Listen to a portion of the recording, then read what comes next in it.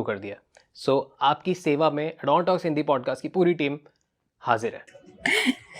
बात ही इतनी बड़ी ऊर्जा की हो रही है, बात ही इतनी बड़ी शक्ति की हो रही है, तो वो शक्ति तो साथ चलेगी ना। मैं तभी आपको कहती हूँ कि लोग कहते हैं भगवान ऐसे नहीं मिलते, भगवान वैसे नहीं मिलते। भगवान को पाने के लिए पहले आप खुद शून्य में जाइए जी, शून्य में जाइए, मौन में जाइए, बिल्कुल एकदम अपने अंदर से खाली हो जाइए। फिर देखिए आपके अंदर सिर्फ क्या रह जाएंगे, कि सॉरी कोई बात नहीं। नहीं, मैं चाहता हूँ कि ये हम फील कर पा रहे हैं, आप सब भी यहाँ पे आए और एक्चुअल में एक्सपीरियंस लें। क्योंकि अगर ये सब लोग यहाँ पे सुन रहे होते हैं, अगर सारी जितना खाली एरिया यहाँ पे अगर सब बैठे होते और ये सब चल रहा होता तो कितना अच्छा आनंद फील होता। बट एनीवेज यही ऐसे ही, बट कुछ तो हम जो कर सकते थे आपके लिए कर रहे हैं। एंड ऑन यू मैम, आप बताइए। आप फिर ऐसे तो फिर पॉडकास्ट होगा नहीं, क्योंकि आप फिर मुझे मेरे ठाकुर जी से कनेक्ट कर देंगे। और आपको पता है जब मेरे को ठाकुर जी आगे कहते हैं कि क्यों इतनी बातें और हो रही है, मेरी क्यों नहीं करा रहे अब तक। तो आप बताइए मैम। फिर आप चित्त वहां लगा देंगे तो देखिए वो तो है ही चित्त चोर। बताइए। फिर सब भूल जाऊंगी मैं। वैसे ही आज जवान लड़खड़ा रही है।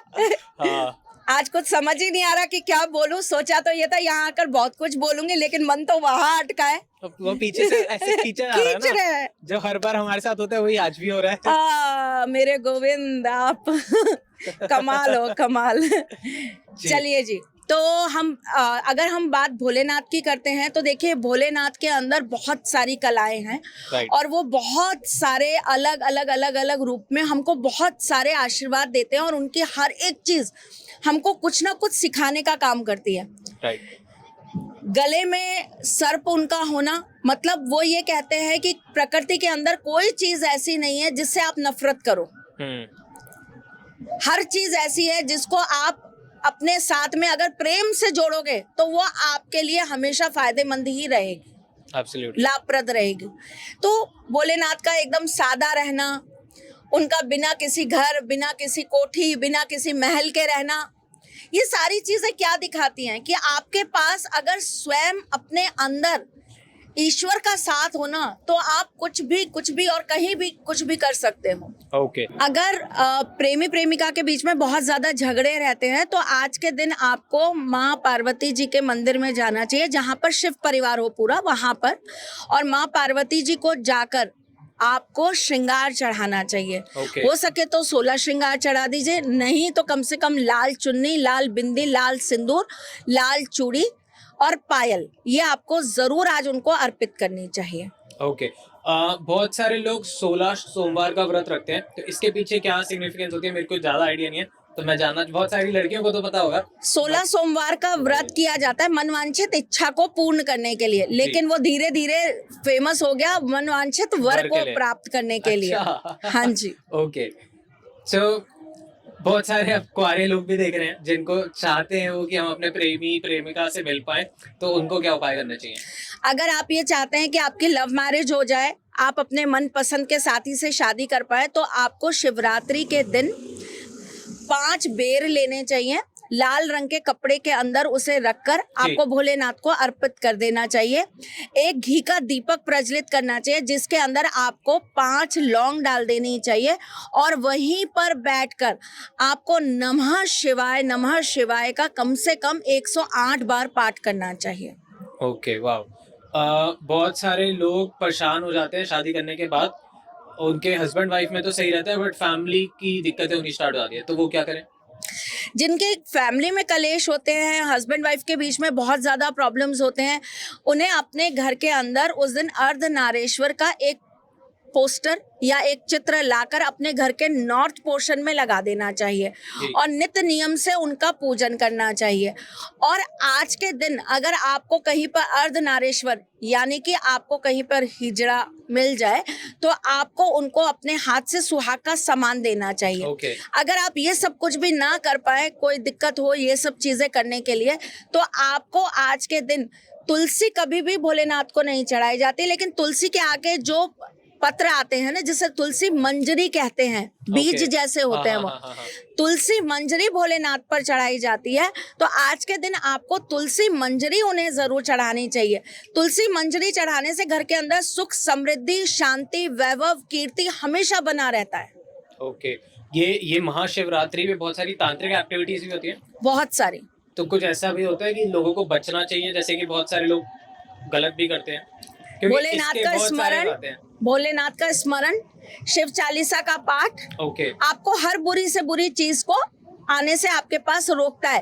आज के दिन भैरव बाबा के मंदिर में जाकर आपको उनका प्रसाद जरूर चढ़ाना चाहिए। अब हर भैरव बाबा के मंदिर का प्रसाद अलग अलग होता है, जी, तो यहाँ पर हमें अलग अलग जगह से लोग देख रहे हैं, तो मैं पर्टिकुलर प्रसाद नहीं बता सकती, क्योंकि कहीं पर दूध चढ़ता है, कहीं पर शराब चढ़ती है। जी, तो अब जहाँ आपके क्षेत्र में जो भैरव बाबा हैं और उनको जो भी चीज भेंट की जाती है, आज के दिन आप उनको जरूर भेंट करिए, जिससे कि ऐसी कोई भी चीज कभी भी आप तक आ नहीं पाए।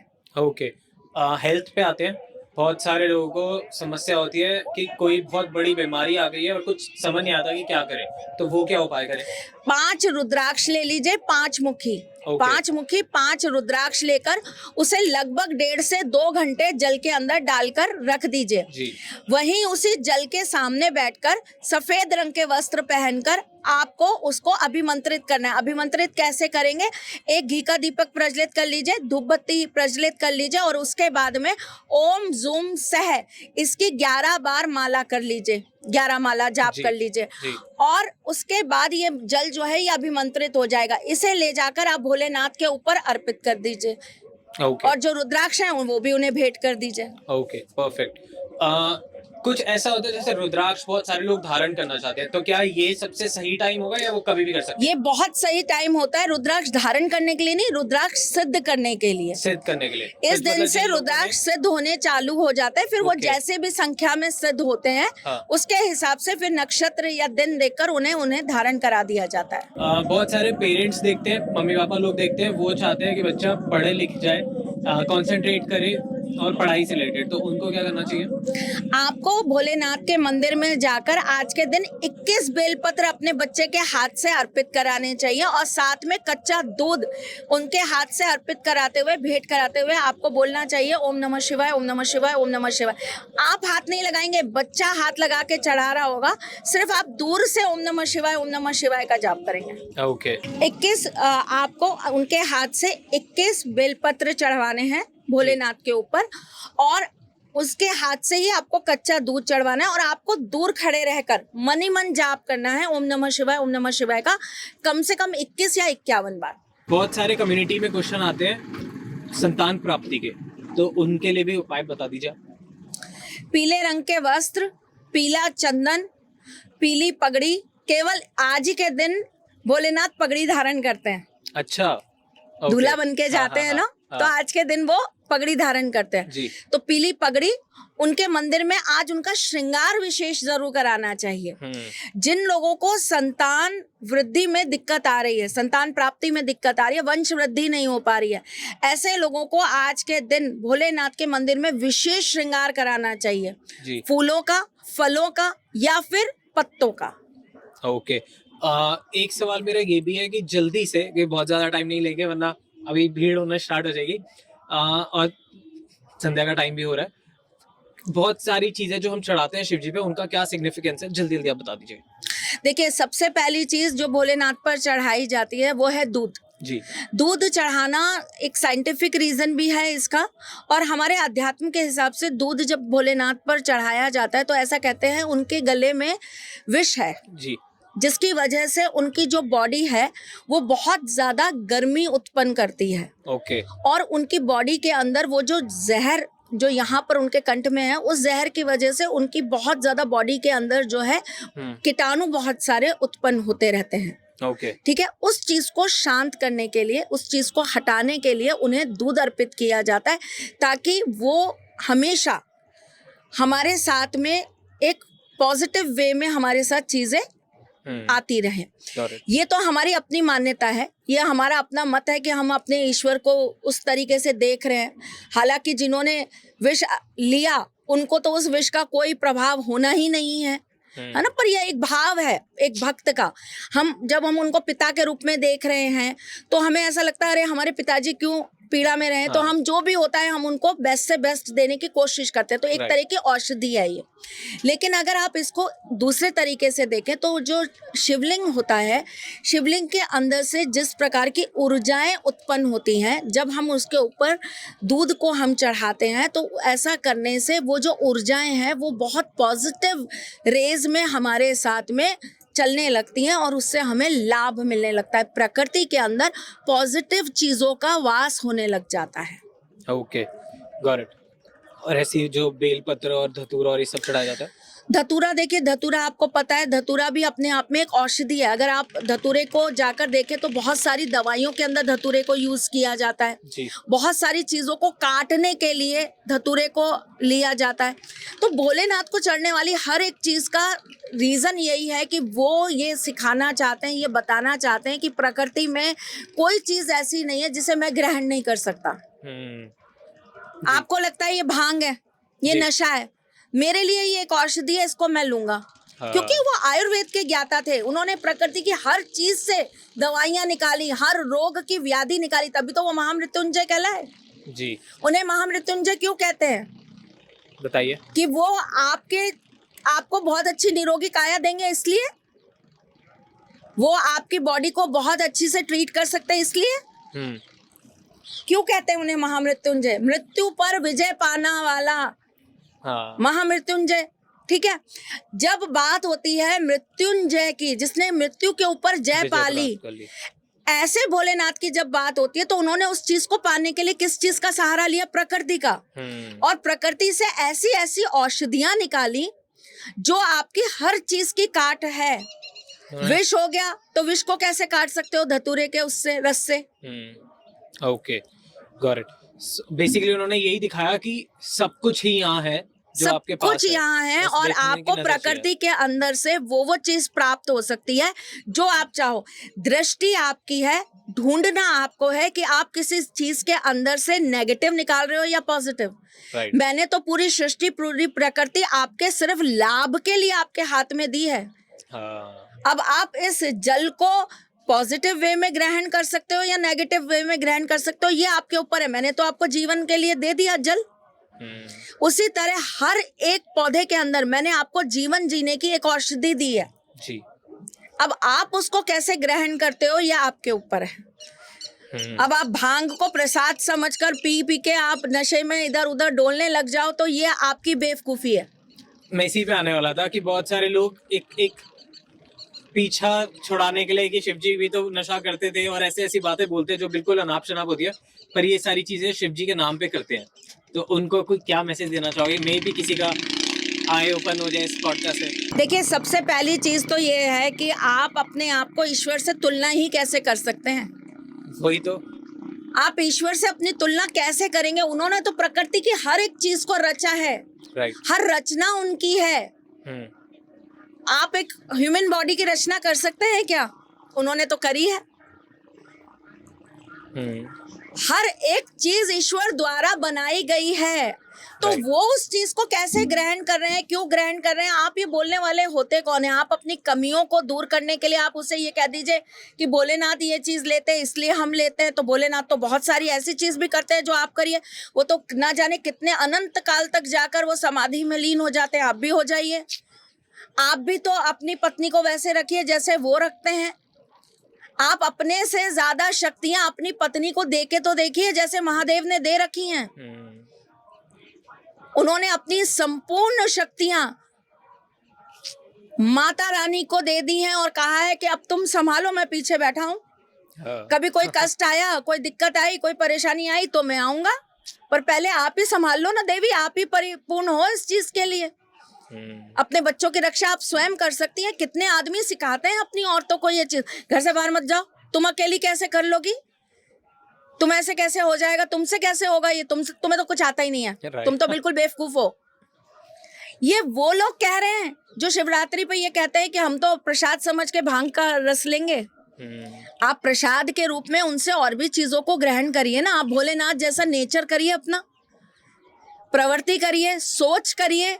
राइट। भोलेनाथ जैसे हो जाइए। वो तो हर इंसान से प्रेम कर लेते हैं, राक्षस से कर लेते हैं, जानवरों से कर लेते हैं। आप कर पाते हैं?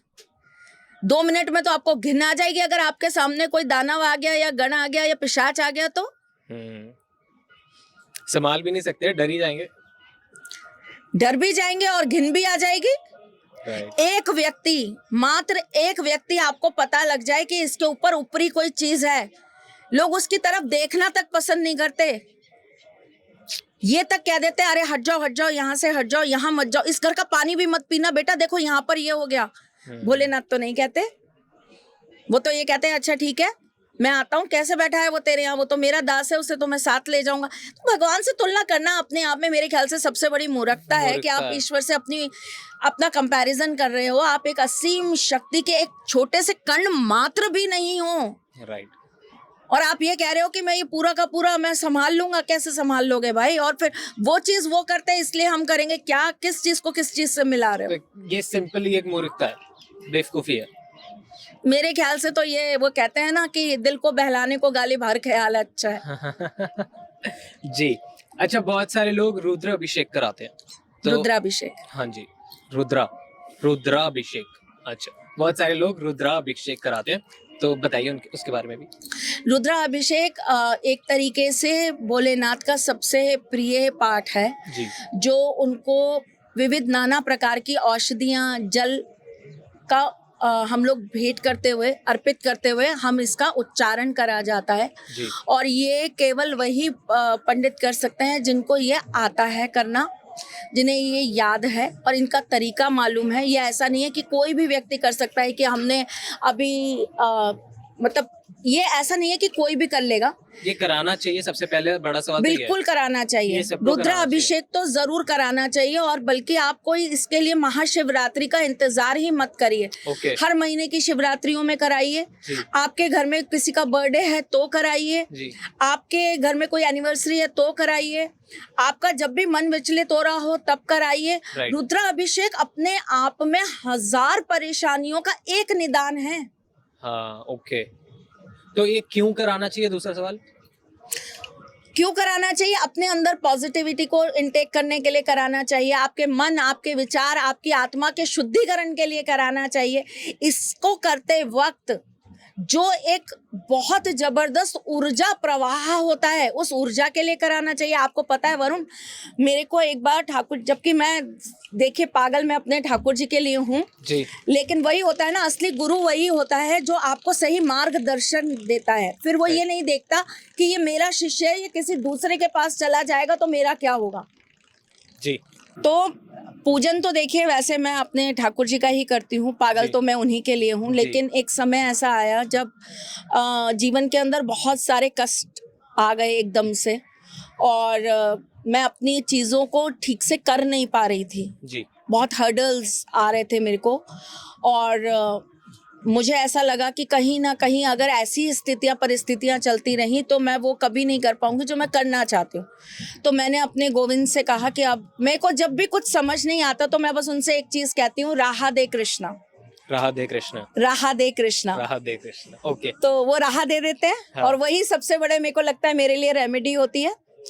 तो उन्होंने उस वक्त मुझे बताया कि आप पूरा 1 साल तक सुबह सूर्य उदय से पूर्व रुद्राभिषेक करना स्टार्ट कर दीजिए। ओके। डेली। ओके। और आप ये देखिए कि उनकी कृपा इतनी रही, भोलेनाथ का आशीर्वाद इतना रहा कि वो चीज मेरे यहाँ कब से कंटिन्यू है। ओके। और सुबह का रुद्राभिषेक होता ही होता है, चाहे कुछ मर्जी हो जाए। वाओ। अगर मैं पीरियड्स में हूँ या कोई और दिक्कत है, मैं नहीं कर पा रही हूँ, तो मेरा संकल्प लेकर मेरे पंडित करेंगे उस कार्य को, पर वो कार्य होगा जरूर, वो रुकता नहीं है। पर 1 साल तो पूरा ऐसा था जिसमें मैंने एक दिन भी अपना वहां से अपने आप को हटाया नहीं। मैंने अपनी उपस्थिति रखी, चाहे मैं कर सकती थी तब भी, मैं नहीं कर सकती थी तब भी, मैं हमेशा उस जगह से, उस स्थान से थोड़ा सा दूरी बनाकर बैठी, लेकिन मैंने उस चीज को खंडित नहीं होने दिया। आप बिलीव करेंगे, भरी सर्दी में मैंने गंगा जी के तट पे बैठकर भी रुद्राभिषेक किया है सुबह 3 बजे। वाओ। लेकिन वो बिल्कुल अलग ही एक्सपीरियंस होगा ना? बहुत अलग एक्सपीरियंस।